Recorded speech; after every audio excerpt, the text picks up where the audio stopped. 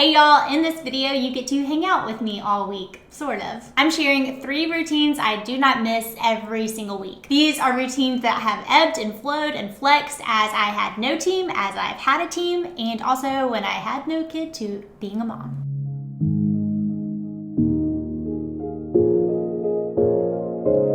Welcome to episode 81 here. My name is Ashlyn. I am a conversion copywriter for creatives like you. If you're new here, don't forget to pop down below and hit that subscribe button if you want more tips on how to work from a place of rest, not hustle. It also really helps out my channel when y'all hit the subscribe button, so I appreciate it. All right, back to business. I'm going to take you behind the scenes here of 3 weekly routines of mine. These include my daily batch system and routine, my weekend planning routine, and my weekly prep routine. Give this video a like if you are also a fan of productivity videos like this, and let's get to it. Now, first up is my daily batch system and routine. I've actually done a video on this in the past. I'll link it below if you're interested, but I wanted to talk a little bit about how it has changed now that I'm a mom. I am a full-time working mom, so I work normal business hours Monday through Thursday. And for the past few years, one of the questions I get a lot is how do you churn out so much content for your own business but still take on a steady level of client work? For me, focus. That is my secret weapon for getting anything done. I love being able to hardcore focus on one thing at a time. Multitasking is a total myth. If I'm the first person to tell you that, I'm sorry, it's true. But anytime that I can nix multitasking from my life, I get more done. Batching and theme days are a huge way that I've been able to do this. Give me a heck yes below if you've already experienced some of the incredible benefits and the beauty of doing batch work. What it boils down to is this: distractions are a big reason that our productivity gets shot and time gets lost. This is due to something called task switching, also known as context switching. When you flip from one activity to the other and sometimes forget that your brain has to actually play catch up to that little lag time there and get realigned to the task at hand. A study by Dr. Gloria Mark, cited in Inc. magazine, found that it takes an average of 25 minutes for your brain to catch up and get back into the state of flow after it's been interrupted. My daily batching routine is something I've done so long now that I don't even think about it. I started doing this in January of 2017, and while tasks have ebbed and flowed a little bit as I've brought on people to my team, it's mostly stayed the same, which I think is pretty cool about how theme days work. The concept is to pick one focus for every day. Then you do most, if not all, of the tasks correlating with that theme on that theme's day. This helps you keep the main thing the main thing. So here's how I start my weeks. I kick off on Mondays with marketing for my own business, Marketing Mondays. I'm most fresh, creative, and to be honest, I just get excited to go back to work when I know I get to work on my business. Some of the tasks that I'll do include looking at the overall marketing strategy, checking back on analytics and numbers from the week before. I'll also get a first draft of any email marketing that needs to go out this week written. I batch and automate 5 Facebook posts and about 3 to 4-ish Instagram posts on this day too. I'll make any website edits that need to be made as well. And the bulk of the time on this day goes towards writing content. I still am the only content copywriter for my business,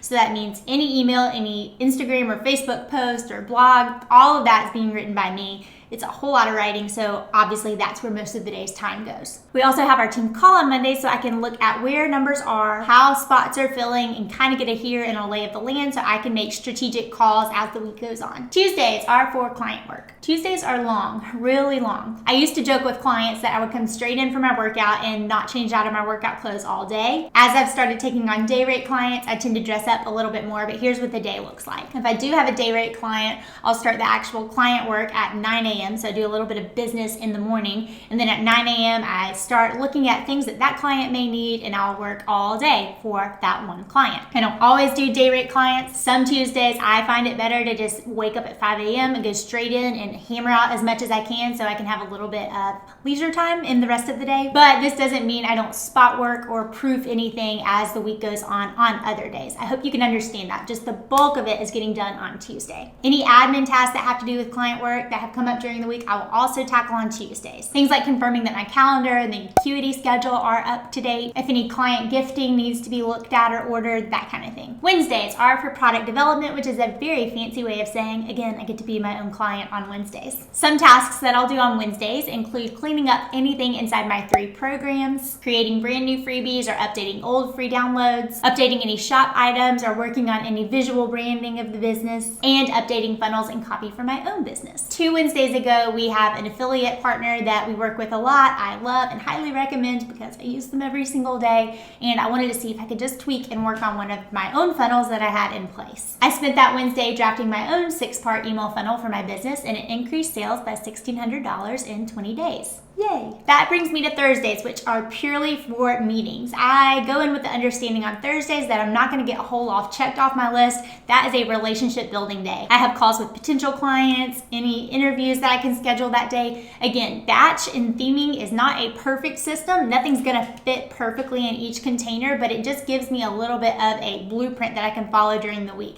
So if somebody cannot get on a call on Thursday, yes, I'm going to bend the rules a little bit, but it gives me somewhere to start. Now Fridays, I try to take off, at least now that I'm a mom. I do always spend time going through our personal family finances and our business finances on Fridays. I've created a video before where I talk through my Finance Friday workflow, and I will link that up here or down below if you want to check it out. I hope the concept of batching and theming my days makes sense. It's like having a bunch of buckets or bins on your desk, and you hold all your tasks and put them in the appropriate bin or bucket. And then when you're working on that one in particular, you address the tasks that have piled up. Second routine is my weekly prep session. Getting a rhythm set before I head into the office on Mondays is step number 1 to making sure that I don't freak out when I sit down at my desk that I have entirely too much to do and there's no way I can get it done. I've created a whole Sunday weekly prep routine that I swear by, and I'm going to share that with you now. This is how it breaks down. It takes about 1 hour to do all of these things, and this never happens in one consecutive hour, by the way. It's just how things go. First, I walk through our calendar and I pull out the big rocks for the week, and I make sure that they are in my planner. I use Emily Lay's simplified planner, so here I'm writing down things like my husband's work schedule, doctor's appointments, date nights, meetings, appointments,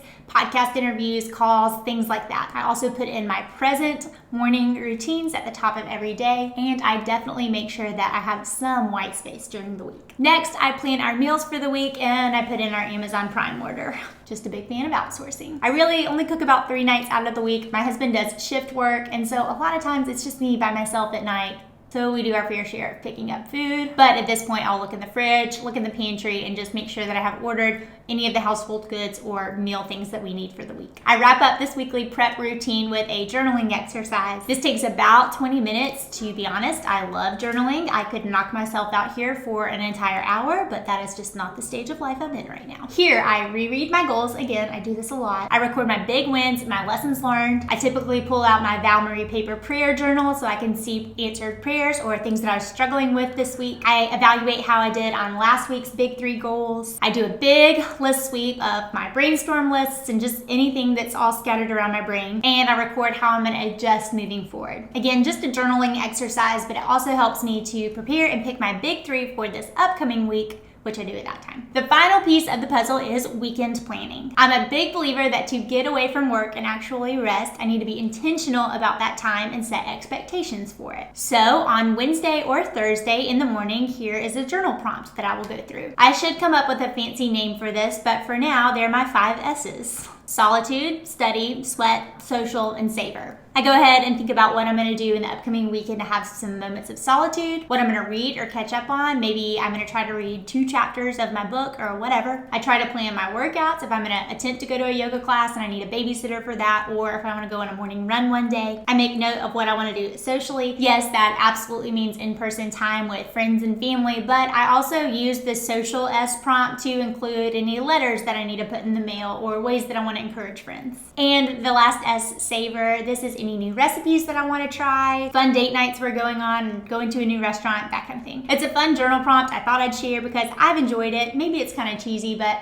I have really benefited from it. Now you know how to batch your days and get into a rhythm with some weekly routines, but where does email fit? What about that inbox? Studies say we spend 1/3 of our time in our inbox, which I think is too much. Well, I've created a checklist of 28 email templates that you need on hand in your creative business. You can look down below and grab that download. And if while I was talking about weekend planning, you were thinking, I don't even have the right measures put in place to think about stepping away from my business for batches of time, boy, I have felt like you before and I have big opinions on it. I've created a video where I talk through my thoughts on the whole work-life balance thing and 4 things that I've done to have more time off in my business. You can watch it next.